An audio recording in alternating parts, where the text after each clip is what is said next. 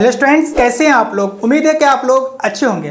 आज हम लोग मध्य पद का पार्ट 2 लेकर आ रहे हैं। अभी तक अगर आप लोग पार्ट 1 मध्य पद का नहीं देखे तो जाइए पार्ट 1 को देख लीजिए, फिर पार्ट 2 को देखिए, क्योंकि ये क्वेश्चन जो है ना बिहार बोर्ड हर बार पूछता है। मध्य पद का गुणनखंड 30 सवाल पूछेगा, 30 सवाल में 15 सवाल बनाना पड़ेगा। उसमें से एक सवाल आपको ये बहुत आसान रहता है। अगर देख लेते वीडियो, कहीं अगर वीडियो को स्किप नहीं करते हैं तो आपका आसानी से ये सवाल बन जाएगा और आप 2 नंबर आसानी से आपको मिल जाएगा। ठीक है, हम लोग स्टार्ट करते हैं सवाल को बनाना। सबसे पहले क्या करेंगे, मध्य पद का गुणनखंड में पहला और आखिरी को गुना करेंगे। पहला और आखिरी को गुना करेंगे। पहला क्या है 2 और आखिरी क्या है 6। 2 और 6 को जब गुना किया तो कितना आया 12 आया। इस 12 का दूसरा काम क्या करेंगे, एलसीएम लेंगे। क्या करेंगे, एलसीएम लेंगे। क्लियर है।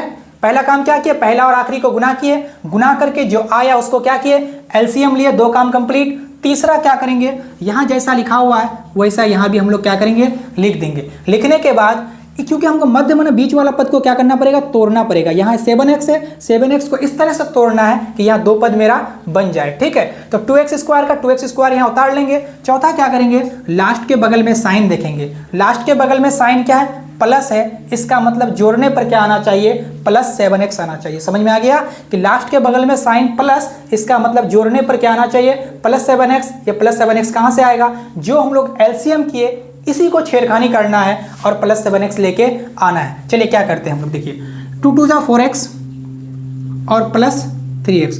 देखो जोड़ने पर 7x आना चाहिए और गुना करने पर कितना आना चाहिए, 6 दूनी 12 आना चाहिए। क्लियर है, गुना करने पर 12 आना चाहिए, क्योंकि देखिए जिसको एलसीएम किए थे वही आना चाहिए।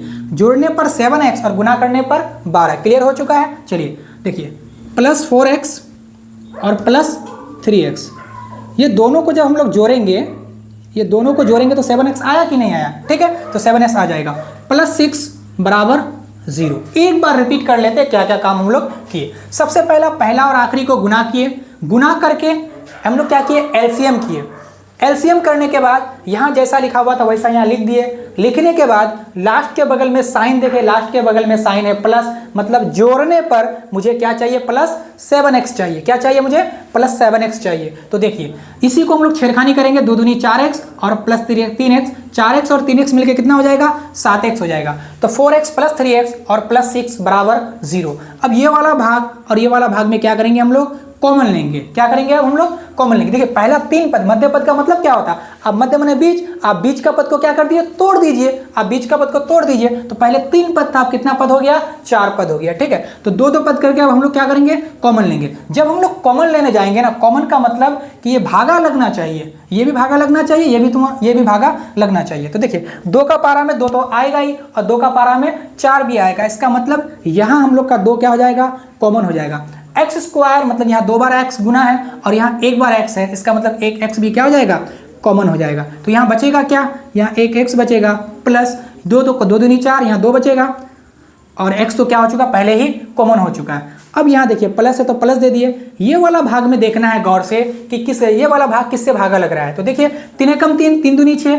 इसका मतलब 3 से ये वाला भाग भी भागा लग रहा है और ये भी भागा लग रहा है। इसका मतलब ये हुआ कि 3 मेरा क्या हो जाएगा, कॉमन हो जाएगा। जैसे ही 3 कॉमन हुआ तो यहाँ क्या बचेगा, x बचेगा और यहाँ 3 दूनी 6 बराबर 0। क्लियर हो चुका है। अब देखिए ये वाला भाग में प्लस के इधर वाला भाग और प्लस के इधर वाला भाग, गौर से आप देखिए क्या कॉमन हो रहा है। ठीक है, तो देखिए x प्लस 2, इसका मतलब x प्लस 2 मेरा क्या हो जाएगा, कॉमन हो जाएगा। जैसे ही x प्लस 2 कॉमन हुआ तो अब यहाँ गौर से देखिए यहाँ क्या बचेगा, सर यहाँ हम लोग का 2x बच जाएगा। प्लस का प्लस, x प्लस 2 तो कॉमन हो चुका है, प्लस 3 बराबर 0।